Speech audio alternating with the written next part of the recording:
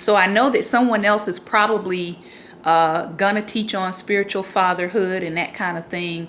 And so I know that that's a whole other detailed topic. So I'm not going to go into spiritual fatherhood tonight, but I do want to talk specifically about natural fathers and what the scripture says about the importance of fathers and their roles in the lives of their children.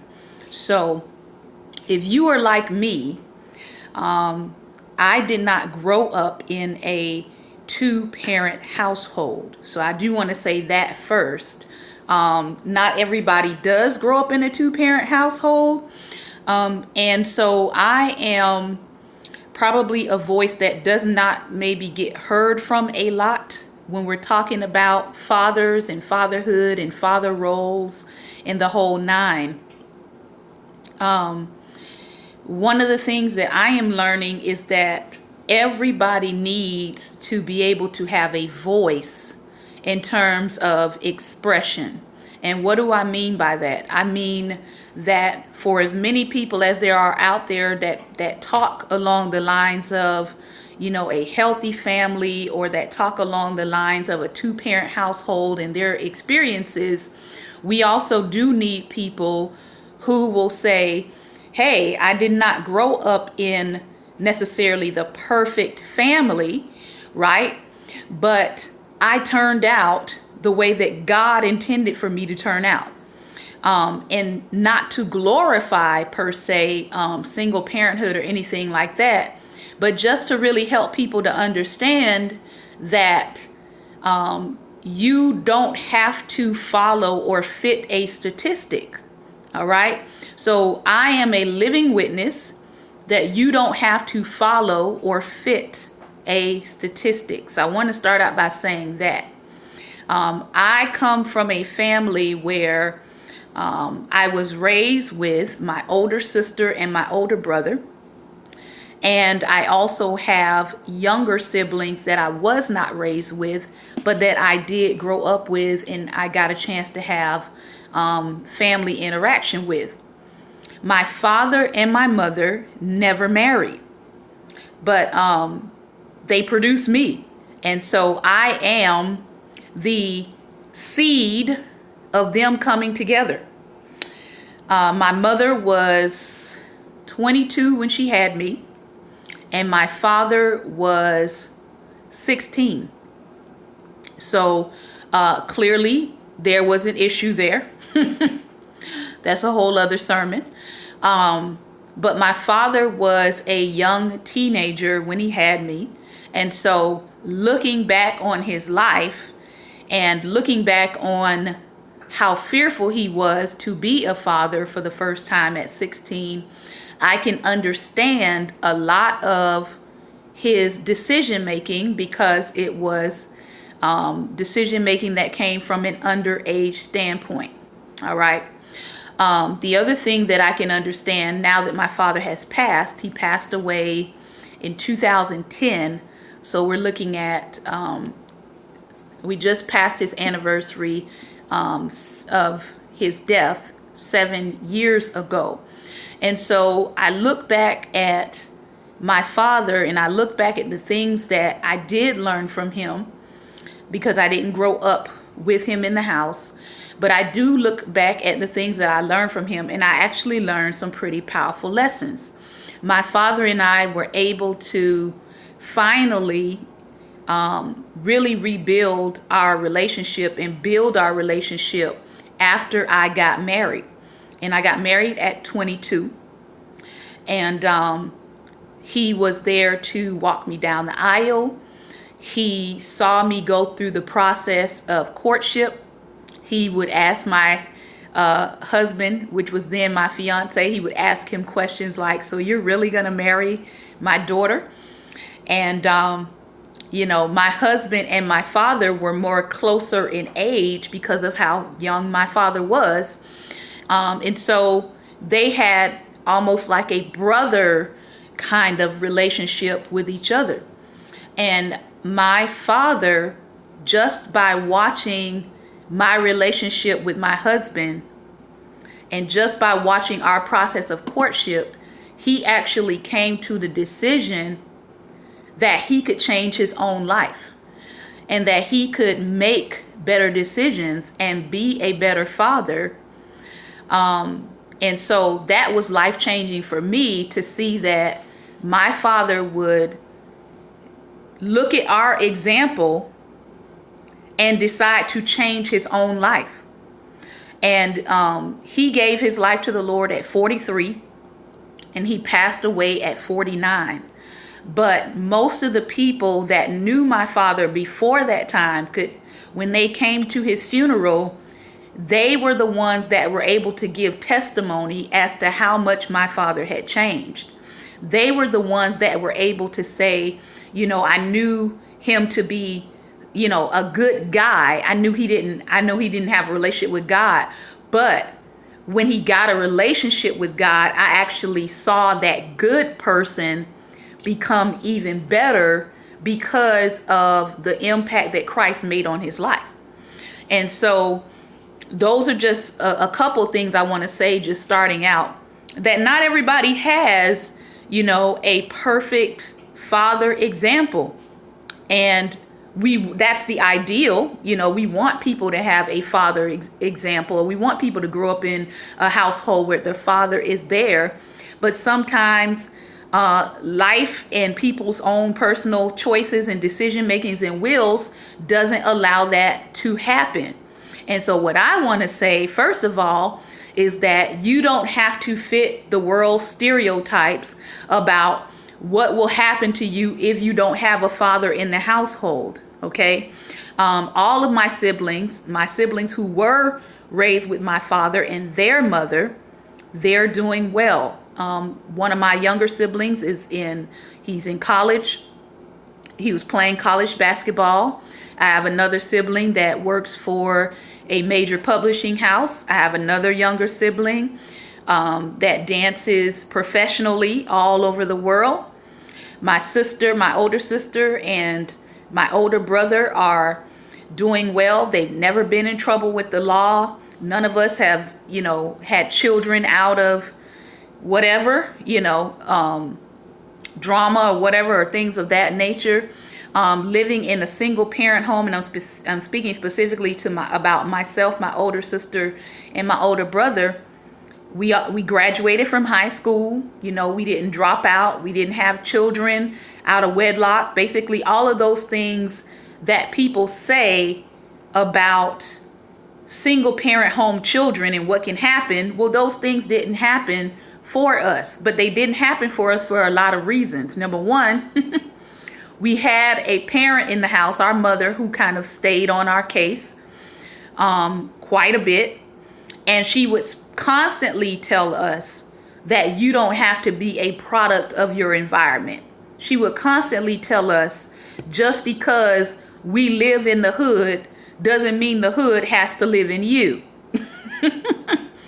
And so I just want to say, first of all, that you don't have to fit the stereotypes that the world tries to paint if you don't have the picture perfect family. All right. So I want to start there first. And I did not have a picture perfect family. My father and my mother had me. I was the only child that they had between them two. There was a lot of controversy around how I came into the world. At first, my father's family was very upset, which I could understand because my mother was much older than my father.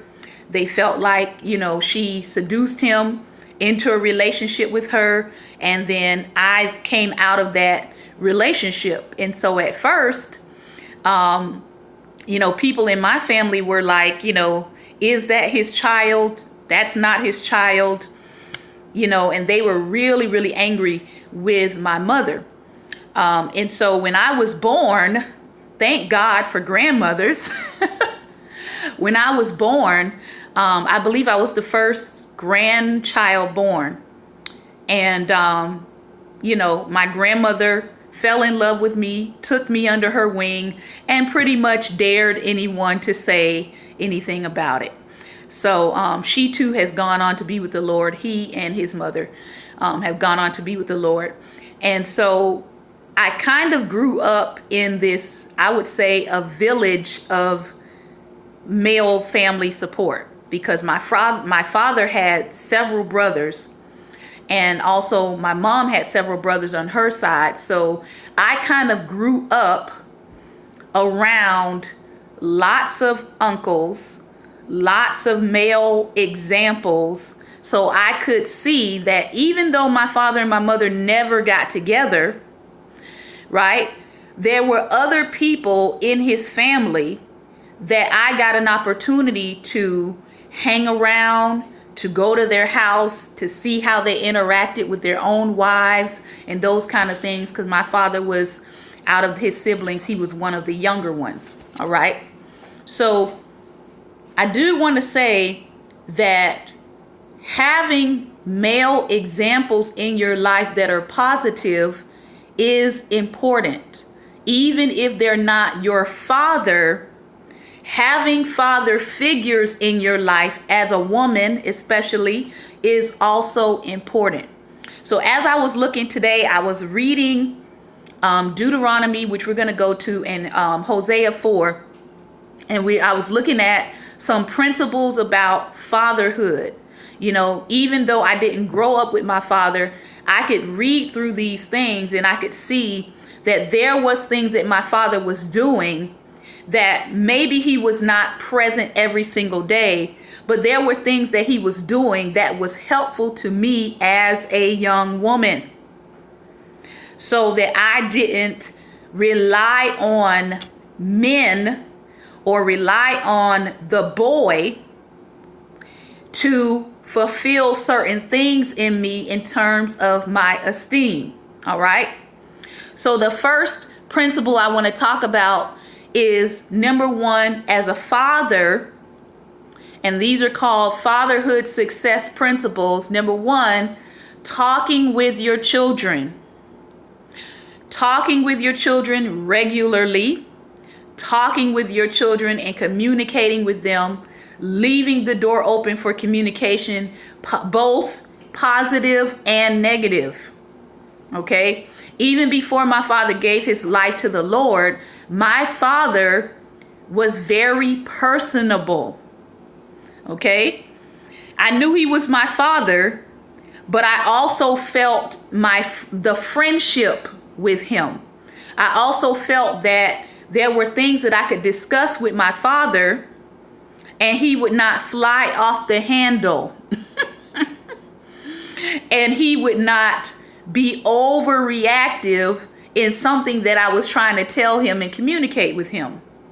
Okay? I could tell my father when I had a crush on someone. I could tell my father, when I was having romantic feelings for someone, and he wouldn't be going crazy. All right?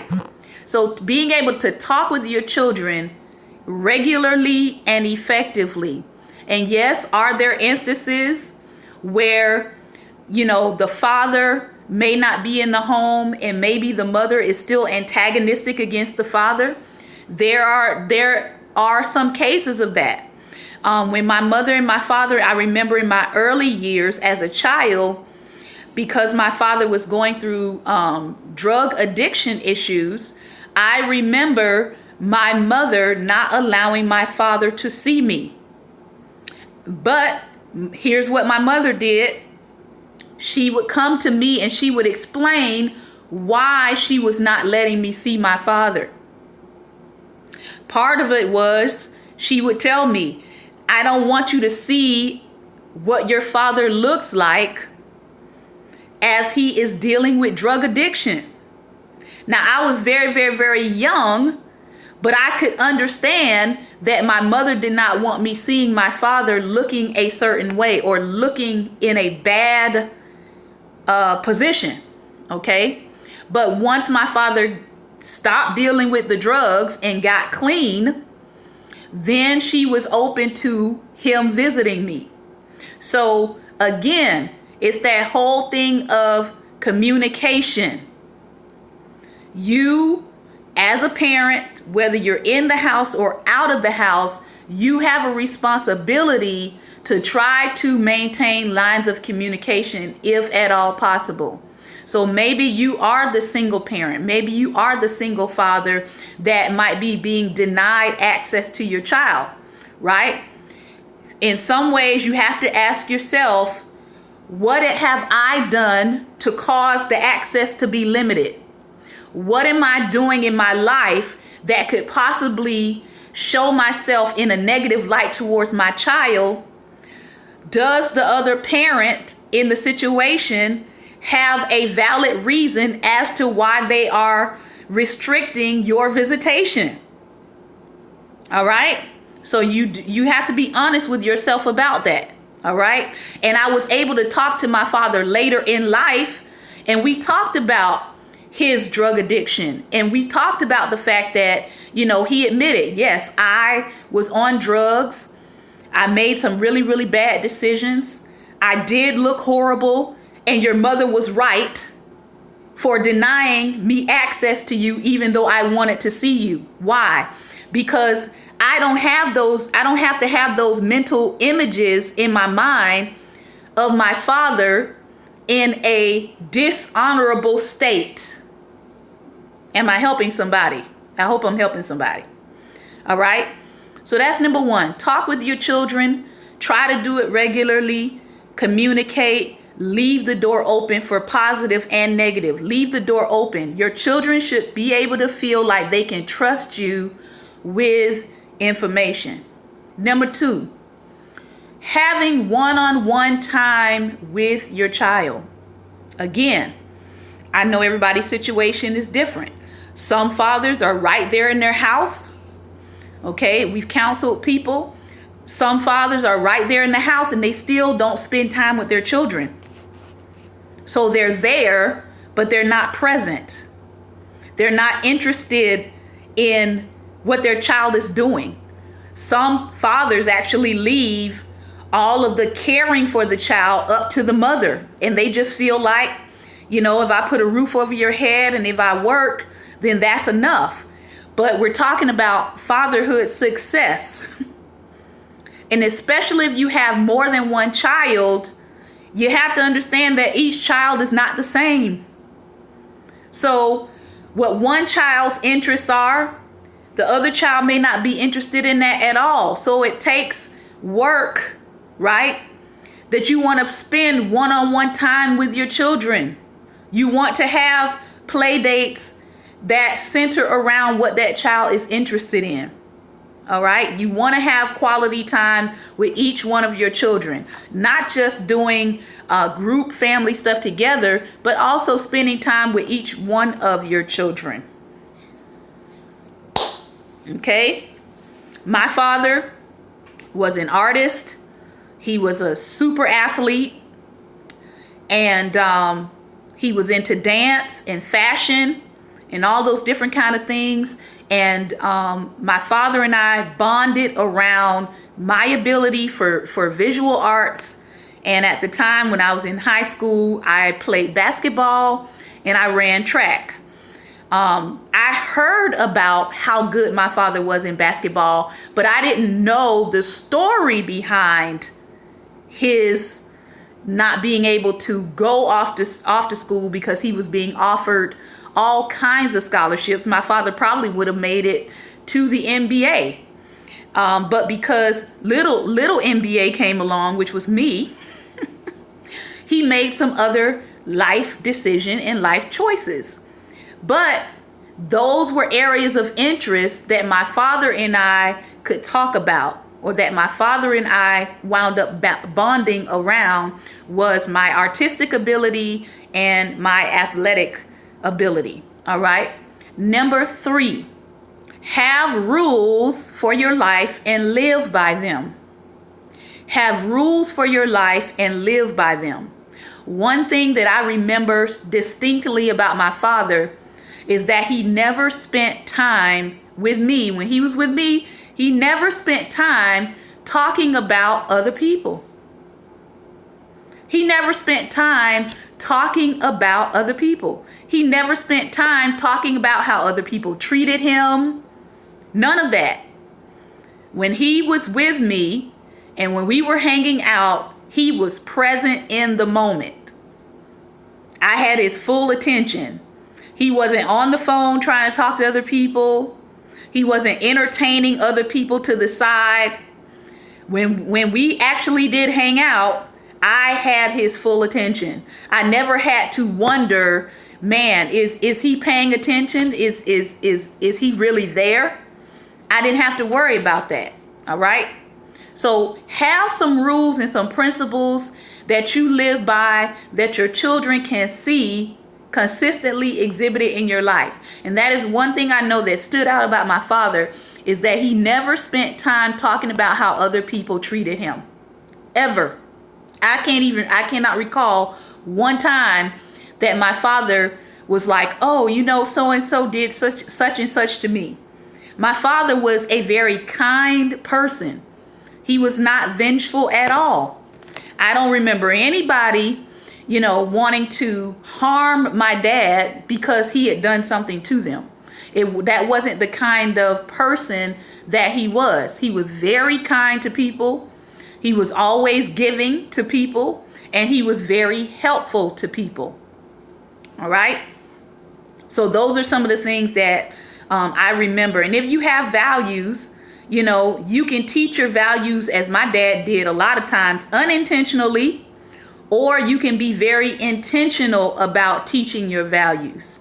I know some people, for example, if your last name is Parker and you have that strong, father figure that may be in your house, sometimes your father may say, hey, this is the the Parker rules. And these are the rules for our house, and this is what we value, and this is what we believe in. So as a father, you can teach your values intentionally to your children.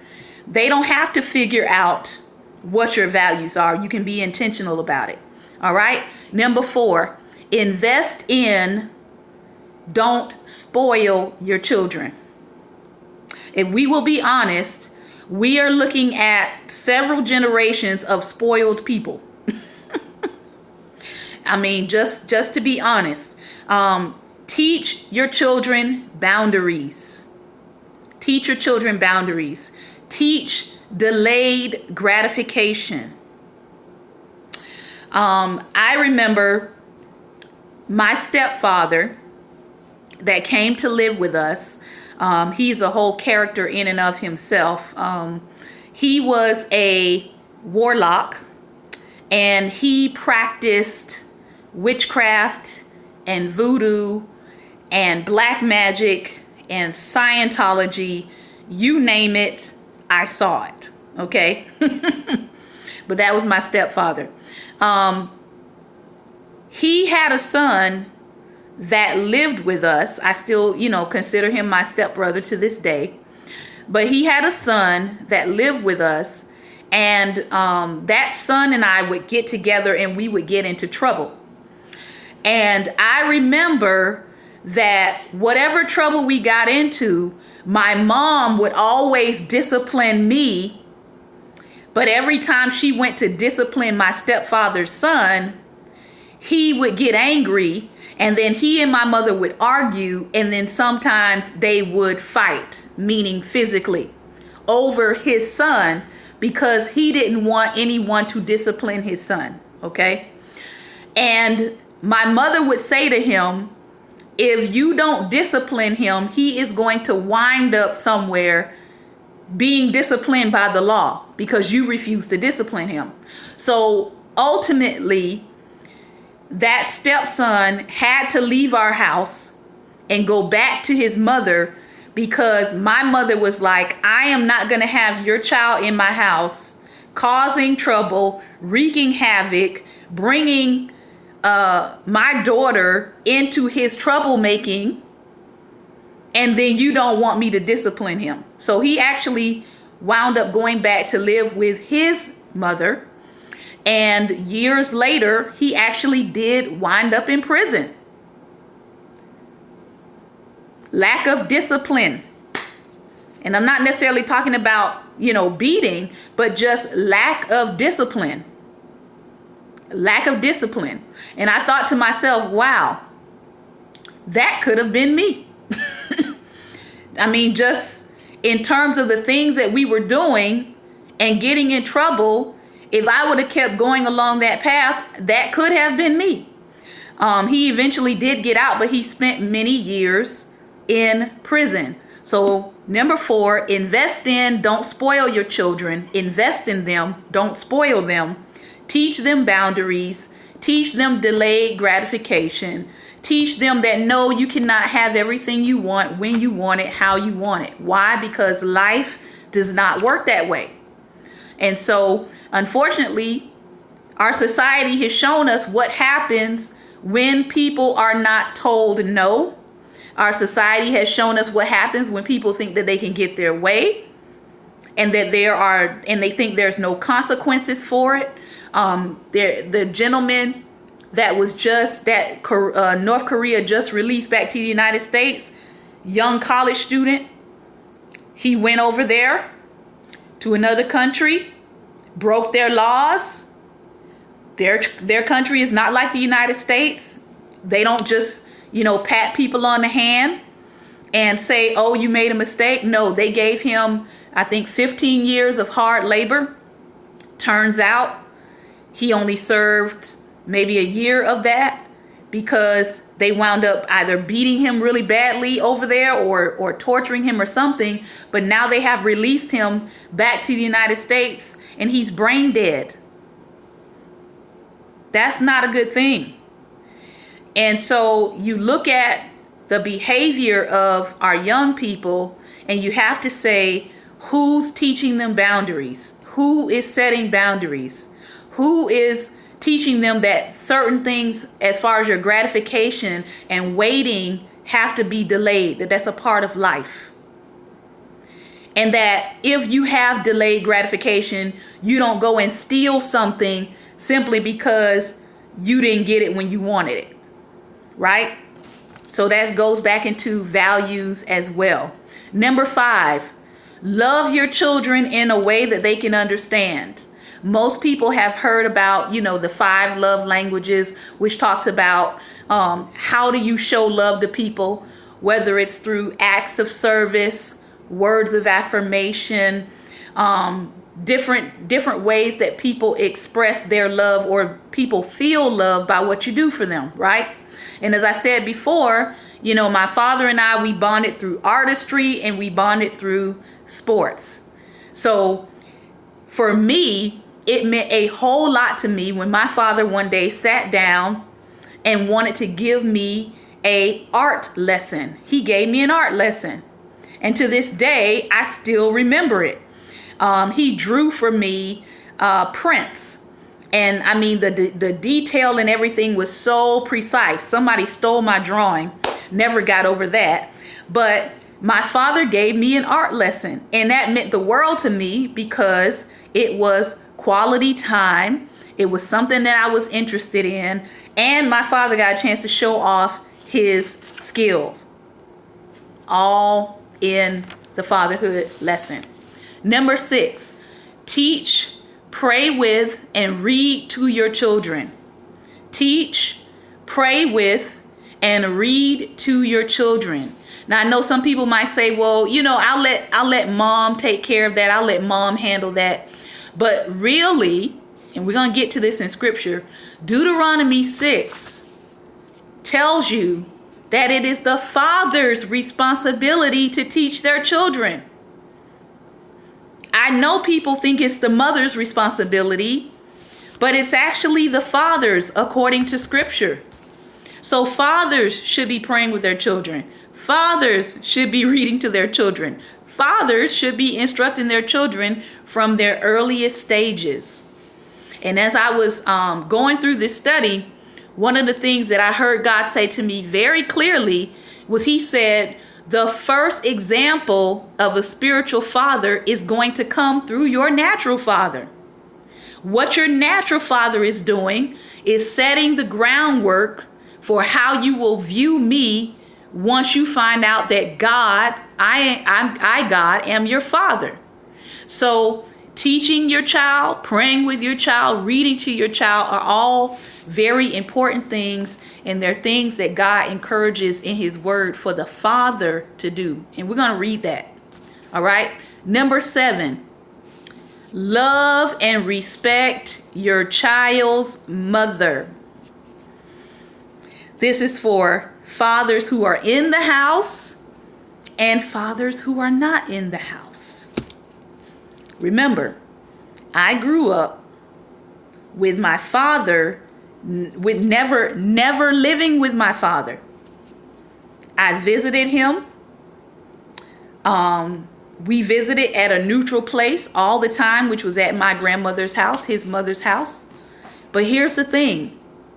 Not one time did my father ever talk bad about my mother, even though he was married to someone else.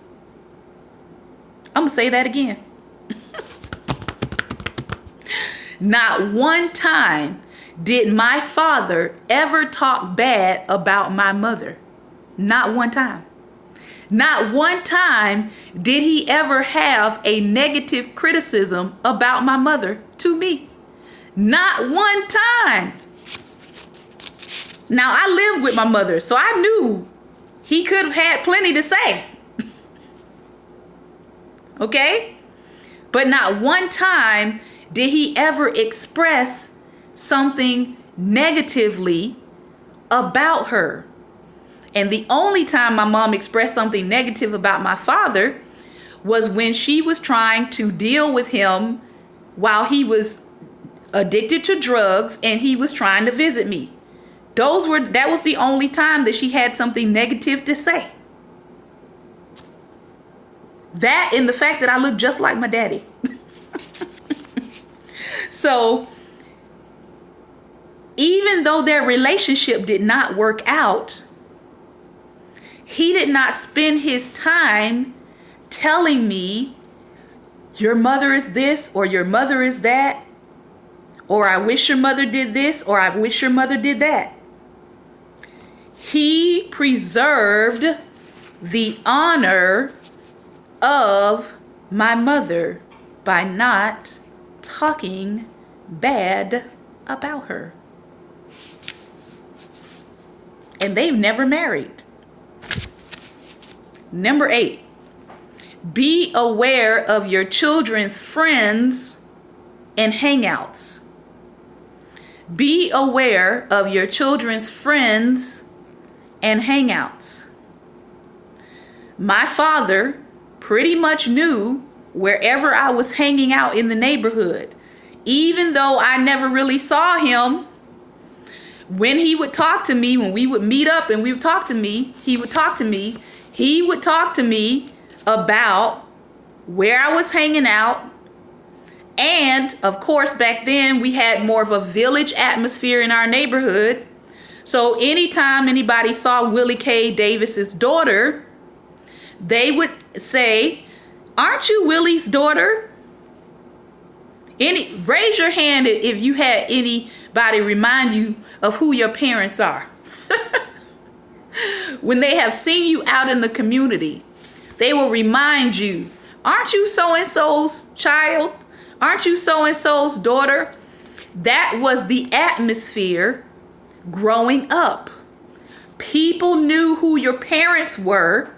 And usually when you heard that phrase, they were either confirming that you look so much like your parent, or they were giving you a reminder to watch what you do in public because it's going to reflect on your parents, and we know who your parents are. So they never had to say, "You better watch yourself in public." All they had to do was identify that they knew who your parents were. And you was going to straighten up. You sure were. So be aware of your children's friends and their hangout places as a father. Number 9, foster a village of protection. Don't hover over your children, but you should know where they are, who they are with, who they're in association with, what other children that they hang out with. And when we talk about fostering a village of protection, for me, that village of protection was either my father's friends or my uncles. So if my dad wasn't around, I knew that I had a village of protection.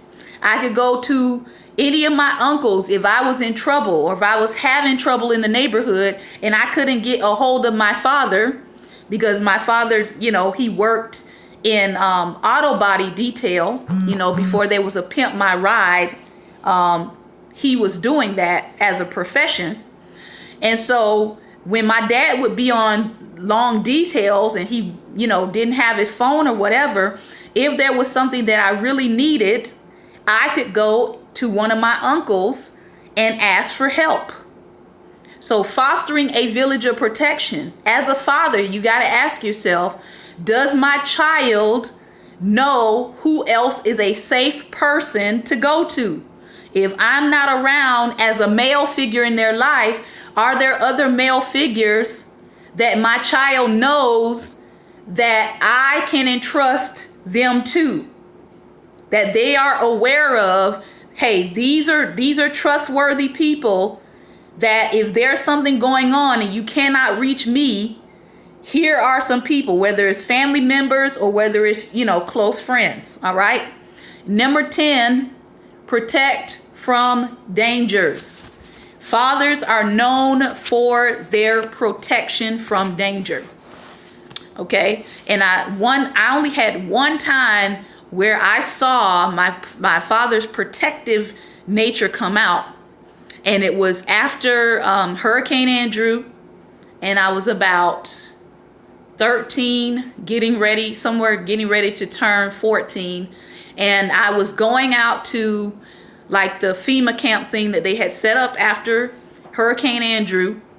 And my father, because he had been in the military, I guess he had some serious concerns about military being in our community at the time, because from his perspective, he kind of saw the military life and he saw some of the things that the older military men did to younger girls.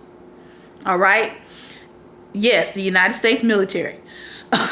And so when he saw me on this FEMA camp area going to get food for my family, because he was not living with me, he thought something was going down because a soldier was talking to me.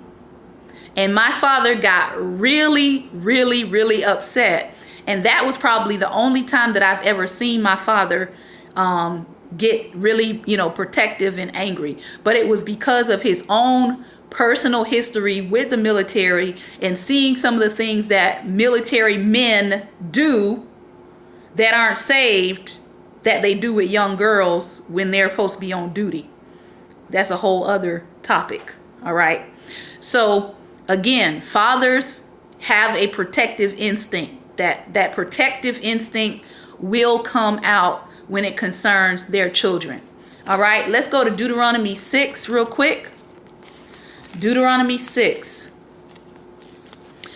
Very, very powerful scripture. And I'm actually reading it from the Message Bible. And I'm going to start at Deuteronomy 6:6. Okay. So this is God talking to the people of Israel about what they're supposed to do with his word. So listen up. Deuteronomy 6, starting at verse 6, and I'm going to end at 25. Okay. It says, write these commandments that I've given you today on your hearts. Get them inside of you, and then get them inside of your children. Talk about them wherever you are, sitting at home, walking in the street. Talk about them from the time you get up in the morning to when you fall into bed at night. Tie them on your hands and foreheads as a reminder. Inscribe them on the doorposts of your homes and on your city gates. When God, your God, ushers you into the land he promised you through your ancestors, Abraham, Isaac, and Jacob, to give you, you're going to walk into large, bustling cities you didn't build, Well-furnished houses you didn't buy, come upon wells you didn't dig, vineyards and olive orchards you didn't plant. When you take it all in and settle down, pleased and content, make sure you don't forget how you got there. God brought you out of slavery in Egypt. Deeply respect God, your God. Serve and worship him exclusively. Back up your promises with his name only. Don't fool around with other gods, the gods of your neighbors, because God, your God, who is alive among you, is a jealous God. Don't provoke him, igniting his hot anger that would burn you right off the face of the earth. Don't push God to the wall as you did that day at Massah, the testing place. Carefully keep the commands of God, your God, all the requirements and regulations he gave you. Do what is right.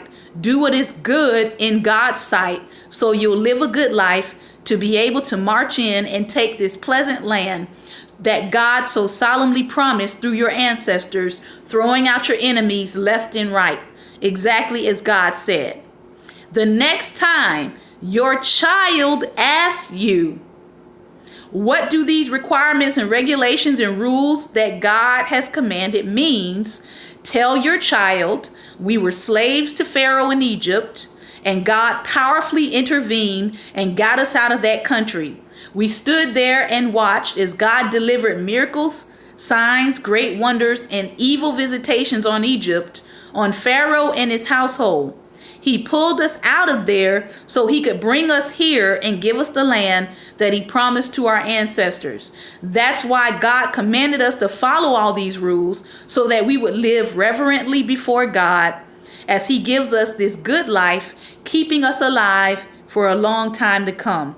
It will be a set right, put together life for us if we make sure that we do this entire commandment in the presence of God, our God, as he has commanded us to do.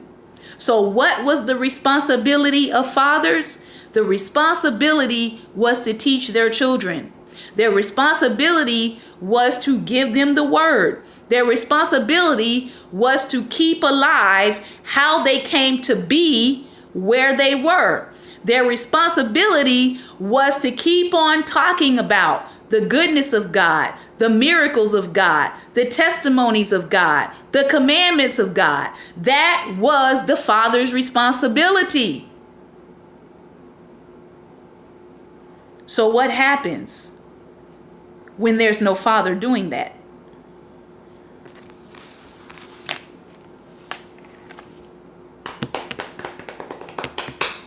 Fathers initiate action. Fathers teach. Fathers discipline. Fathers communicate. Fathers are available. Fathers are aware. Fathers are involved. But now we have the issue where families are being separated geographically, emotionally, and spiritually. And if we'll be honest, if we look at Black fatherhood more specifically in this country, Black fatherhood has always been challenged.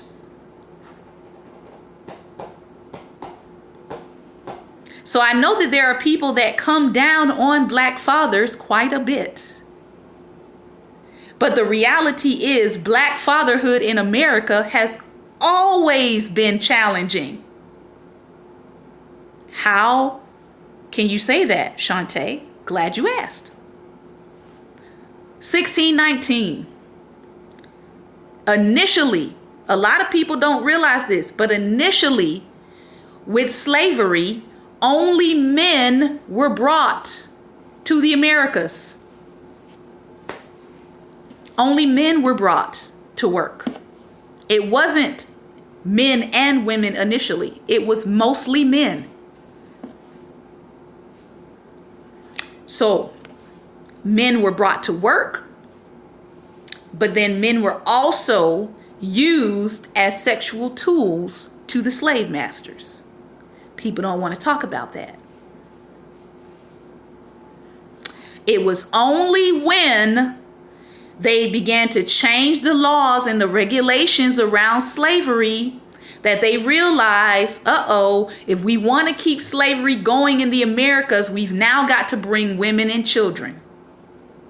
We've definitely got to bring women, because now we have to breed more slaves. All right. So if you look at the structure of the black family, it has been challenged from the beginning.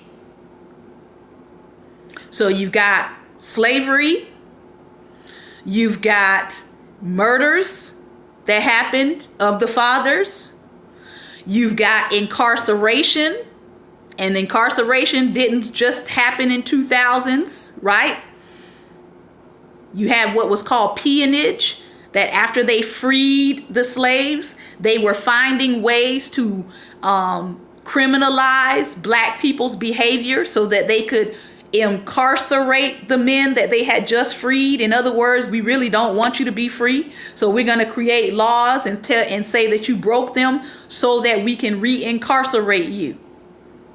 So you have slavery, you have murder, you have incarceration, you have emasculation, which is feminizing of the men. And then you have disenfranchisement, which means now you have a man who may be free, but he can't get a job. If you can't get a job, how are you supposed to provide for your family? So all of these things affect manhood, fatherhood, and husbandhood. Because the original word for husband is house band, or one who bands the house together. How can you band a house together if you're not given opportunity in a society that runs on money and economy?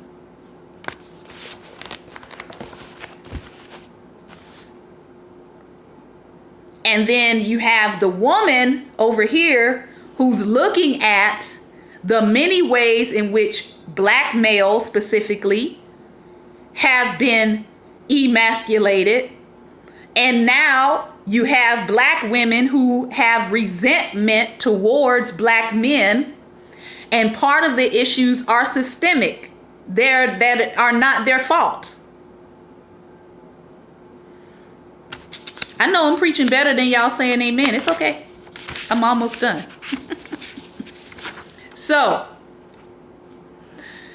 understand that there are challenges facing fathers. There really are.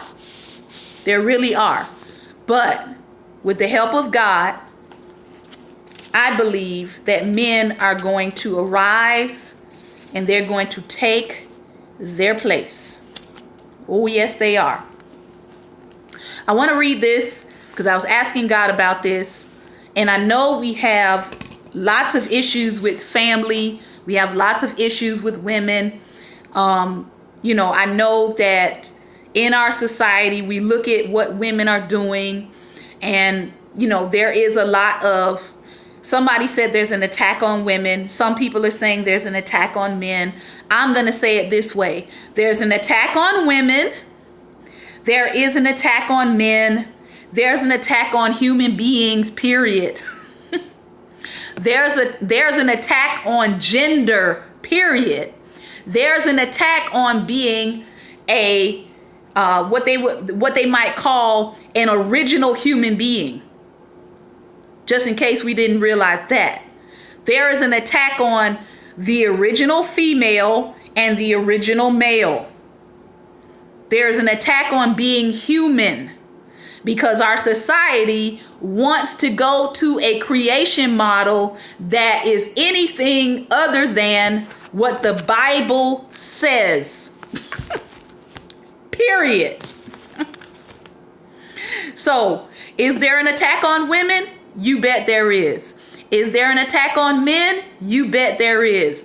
Is there an attack on family? You bet there is. Is there an attack on being a human being? You bet there is. This is why we have all of this whole transhumanism stuff and wanting to reconfigure parts of people and make us half human and half machine. There's a group of people out there that do not like God's creation in its original form in any way, shape, or form. Just in case we haven't figured it out. Okay? They don't want you to follow the original species of what a human being is supposed to be in the earth. Period. All right? And you don't have to be transgender or trans animal now. You got people that believe that they were meant to be a cat or meant to be a dog, just all kinds of stuff. As long as you buy into a creation story that is other than what God intended, people will be happy with you. The world will be happy with you. Okay? So as I began to think about why are we having some of these problems with women, and God said to me, read the book. Get back to what the word says. So I'm just going to read it to you. This is Hosea 4. Very explicit language. So let me put that caveat there. Hosea 4 in the Message Bible. I'm just going to read. It's going to preach for itself. I'm just going to read it. Hosea 4. Attention, God's message. God indicts the whole population. No one is faithful. No one loves. No one knows the first thing about God. All this cussing and lying and killing, theft and loose sex, sheer anarchy, one murder after another. And because of all this, the very land itself is weeping, and everything in it is grief-stricken.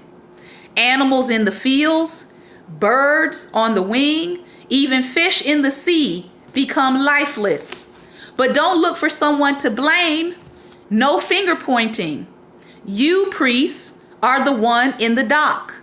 You stumble around in broad daylight, and then the prophets take over and stumble all night. Your mother is as bad as you.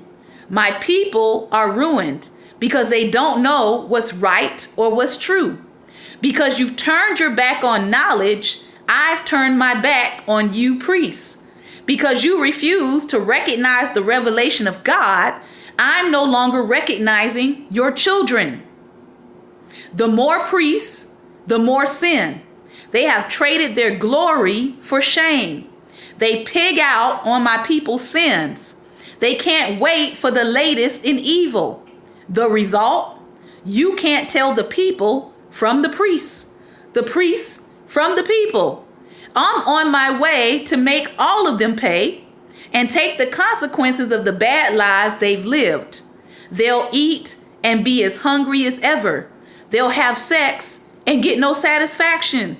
They walked out on me, their God, for a life of rutting with prostitutes. Wine and whiskey leave my people in a stupor. They ask questions of a dead tree. They expect answers from a walking stick. Drunk on sex, they can't find their way home. They've replaced their God with their genitals. They worship on the tops of mountains. They make a picnic out of religion. Under the oaks, in the hills, they stretch out and they take it easy. Before you know it, their daughters are prostitutes, and the wives of their sons are sleeping around. But I'm not going after your daughters or the adulterous wives of your sons. It's the men who pick them up that I'm after. The men who worship at the holy whorehouses, a stupid people ruined by prostitution. You've ruined your own life, but don't drag Judah down with you. Don't go to the sex shrine at Gilgal, and don't go to that sin city Bethel. Don't go around saying God bless you and not mean it, taking God's name in vain. Israel is stubborn as a mule. How can God lead him like a lamb to open pasture? Ephraim is addicted to idols. Let him go. When the beer runs out, it's sex, sex, and more sex. Bold and sordid debauchery, how they love it. The whirlwind has them in its clutches. Their sex worship leaves them finally impotent. Why did I feel like we were in 2017 when this was written? In other words, God is saying, no one is faithful. The culture has turned to unfaithfulness because he's saying it started with my house first. It started with the example of the priest first. And now it's reflected in our society. Now it's reflected amongst our children. You keep talking about the women, right? You keep talking about what is going on with women, what is going on with daughters. Why do we have women who are celebrating being a slut? Why do we have this going on? And God says it started with the men. It started with what the men were doing. He said, I'm not even coming for the women. He said, I first got to deal with the men who are placing the demand for the supply. In other words, if the men would shut it down, the women who came after the men, the women who were created from the rib of the man, if the man would shut it down, the women would fall in line. Okay. I know we weren't ready for that. I know. I get it. But God is saying, you keep looking at the women and talking about how terrible they are, but God is saying they came out of you, men. They came out of you. Adam, Eve came out of you. She is your express desire that God pulled out of you. So if you want to really heal what is happening with women, you have to first heal what is happening with men. I'm done. Done. I'm done. I do have a novel series that touches on some of these things. I am not a man basher. I am for men. If you read my books, you would know that. Because all I talk about is men, building men up, helping men to understand women, helping men to heal, and helping men to understand why women are doing what they're doing, especially in the area of relationship, especially in the area of courtship, why you can't seem to get her to commit, why she is responding the way she is responding. If you want to understand, get my series.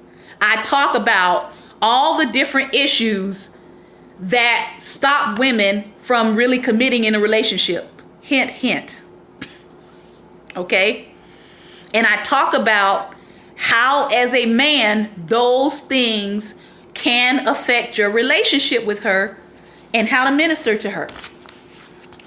Here's one piece out of my book where one of the characters is dealing with abandonment by her father. Okay? And it says, the question came to her, are you waiting for him? Are you waiting for the guy that wants to court you? Are you waiting for him to hurt you, or are you waiting for him to heal you? And she's having this conversation in prayer, and the Spirit of God, who is speaking to the character in the book, says this man is not your father. Just because one man disappointed you doesn't mean that he will. Stop comparing the past to the present. Forget the things that are behind. Forgive your father for abandoning you.